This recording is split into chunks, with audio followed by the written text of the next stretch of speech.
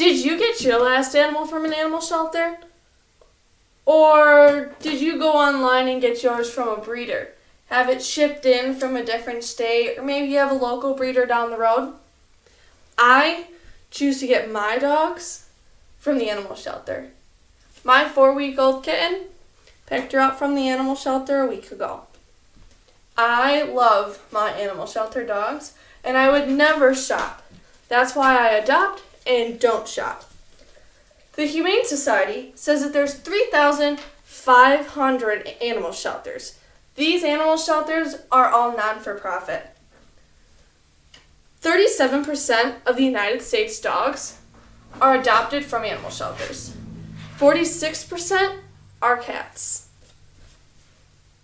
Why I choose my local animal shelter instead of a breeder. Animal shelter dogs have no homes. They live in kennels with other barking dogs. Cats live with other cats that they might not get along with, and they don't get the human attention that they deserve. But what if you just can't adopt an animal? You live in an apartment that doesn't allow it, or your spouse or your friend is allergic. There's other ways. There's volunteering. I am a firm believer in volunteering. I volunteer at my local animal shelter, and I also volunteer for an organization that helps the disabled. Things that you can do at your local animal shelter. Walk dogs at the park. Walking your dog is a great way to get them acclimated to different sounds and different things, and it teaches them they can't pull you around or drag you and do things like that. Clean kennels.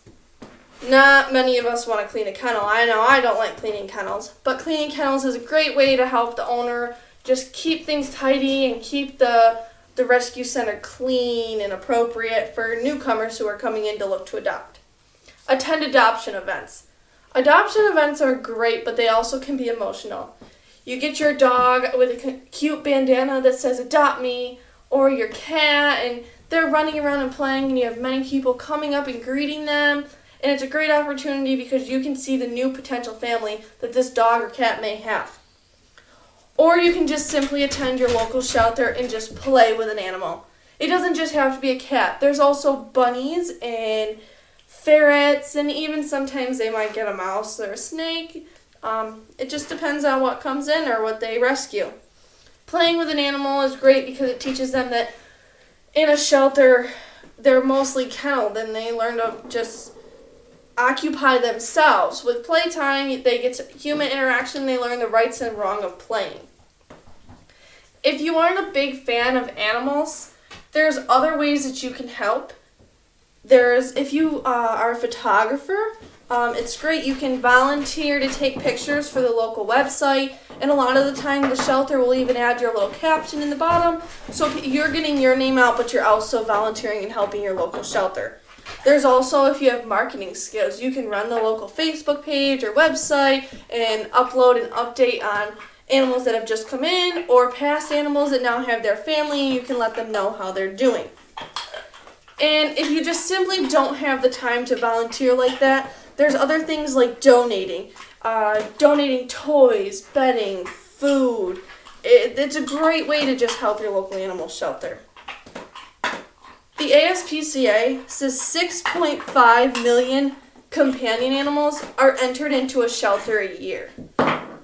If we could just eliminate that outside breeding, just think of the decreasement that we would have in the shelters. We would have open kennels and dogs and cats who had families and they could play and learn, and there would be less kill shelters. We would be able to eliminate the kill shelters, and it would be great for a dog to actually have a family and not be raised in a kennel and be miserable and sad. Just 3.3 of that 6.5 million are cats and dogs. That number is such a large populated number. If I was you, and you're thinking that number is huge, it is out of control, simply just volunteer. Volunteering is your best way to get a word out, because people are going to ask, hey, do you want to hang out on a Saturday? You're going to be like, no, I'm sorry, I have to volunteer. You're getting the word out that you're volunteering at the shelter, and that's getting someone else interested in either volunteering or going with you, and maybe they're going to fall in love with a dog or cat, and then they'll take home a new friend. And that's the best way to get the word out. So the next time that you're bored and have free time, go volunteer at your local animal shelter, because who knows, you just might meet your new best friend.